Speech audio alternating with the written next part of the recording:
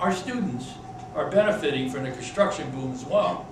You can't miss the high school 9th grade academy going up on Bancroft Avenue. I think it is a fine choice that the school district will name it after Fred Karamazov. The city's redevelopment agency gave some financial assistance to this project, but the bulk of the funding came from the voters in the Measure B school facility bond. The San Leandro High Arts Education Center broke ground last year, which is a $28 million project, also funded through the Measure B school facilities bond. That should be ready for students to use in spring 2011.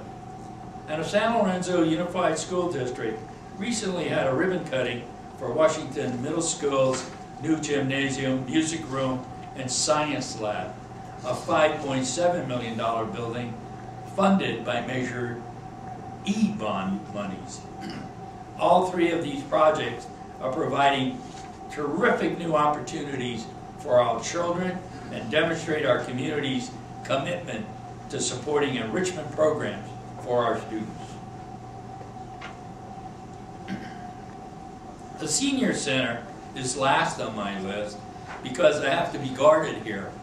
When it opens, it is going to be a fantastic facility for our seniors and give us the opportunity for another location for our community events during off-peak times. I believe we're still on track to finish construction this summer. This has been an $11 million project that has been funded through redevelopment and community development block grant funding.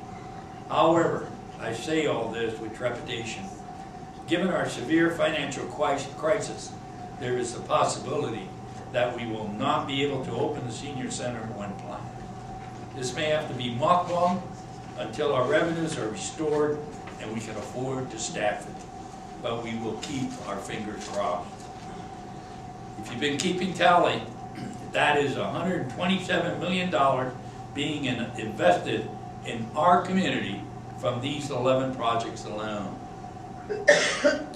That is pretty impressive and exciting for a recessionary period. Just imagine what we can do when hard times are past us. And this list does not include the Kaiser Hospital and Medical Center that is moving forward steadily. The environmental impact report was released in late January, and a public comment period ends March 3rd. The next step will be approval of the EIR and zoning approval for the project site. If all continues on schedule, actual construction could begin as soon as June 1. This will be the largest development project San Leandro has seen in 35 years. $800 million for the hospital and medical center alone. This is bringing 3,000 construction jobs to our community, and when the facilities are open, there will be another 2,500 permanent jobs in San Leandro. And these figures do not take into account the retail component that we hope can gain momentum when the economy turns around. Yet again, bringing new jobs to San Leandro. Of course, whenever and wherever, we are doing our best to keep these projects and all of our operations green. In December, the City Council approved our first ever climate action plan for San Leandro with some very ambitious goals. We want to reduce carbon emissions throughout San Leandro by 25% before the year 2020. We want to be able to offer loans to residents and businesses to retrofit their buildings with energy efficient technology or install solar panels. We want everybody to build smarter to promote walking, bicycling, and public transportation. We need to minimize the amount of waste that goes into our landfills. And we want to make our city government an example of sustainable operations. Last year, we joined the East Bay Green Corridor Partnership, which is gaining momentum to bring more and more green businesses and technologies to the East Bay. For our part, our redevelopment agency is offering the Industrial Competitiveness Program, which will provide up to $50,000 to businesses with an emphasis on manufacturing facilities. to help them become more energy efficient, thereby reducing their costs and remaining competitive in their fields. I mentioned the Kaiser Hospital project a moment ago, which will, I'm sure, trigger questions about the status of San Leandro Hospital. Unfortunately, I cannot report a resolution to that situation yet. As many of you know, the city of San Leandro has no authority or legal jurisdiction over the hospital. As much as the members of the city council and I have worked with Sutter and the Eden Township Healthcare District to keep an open, fully functioning hospital in San Leandro, we can only wait and see what those two sides settle on. Of course, we are all hoping for the best for this community. Sadly, we lost two giants in our city family this past year, Mayor Jack Maltester and City Manager Wes McClure. I mentioned earlier how I believe we all must work together to keep this city great. That is exactly the attitude and partnership Jack Maltester and Wes McClure had as they managed our city through the 50s, 60s, and well into the 70s. These two individuals worked in concert to form the basis of what San Leandro is today. Both of these men had long and distinguished careers as leaders of San Leandro and really put San Leandro on the map regionally, throughout the state, and throughout the nation.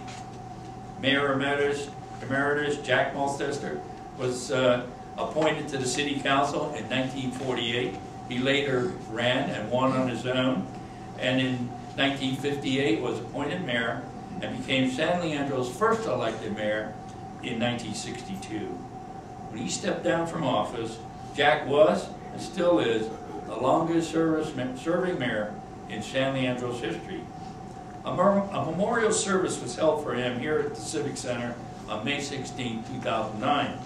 Dignitaries from throughout the Bay Area and other parts of the country came and paid their respects, along with hundreds of San Leandrins, to Jack and his legacy, speaking of how he was one of the most respected and effective local politicians in the nation. City Manager Wesley McClure was equally prominent in local government for more than 30 years. He was appointed city manager in 1948, in San Leandro's most formative years. He served our community with distinction and foresight for 28 years, making him the longest serving city manager in San Leandro's history. We will all have a chance to say more about Wes at his tribute following my address this evening. But let me say that Jack Maltester and Wes McClure were instrumental in bringing San Leandro into its industrial boom. They saw that the infrastructure was laid for the foundation of our local industry. Literally, without the sewer and utility system foundation that Maltester and McClure put forward, San Leandro would never have had the opportunity to build the strong industrial and research and development base we enjoy today. And it goes without saying that the two men together were the vision and catalyst for us having the shoreline recreation area and golf courses that we benefit from today, as well as our outstanding library system. Of course, San Leandro has seen some significant changes in the years since Jack and Wes retired. Our population has more than tripled since the 40s. We're at about 25,000 then, and conservative estimates put today's population at well over 82,000. Over these past 60 years, our community has evolved into one of the most ethnically diverse in California, and we will see an even clearer picture of that diversity when Census 2010 is completed. Believe it or not, Alameda County is one of the hardest counties in the nation to get an accurate population count. It has to do with the diversity of our communities, the number of low-income households we have, and a growing immigrant population.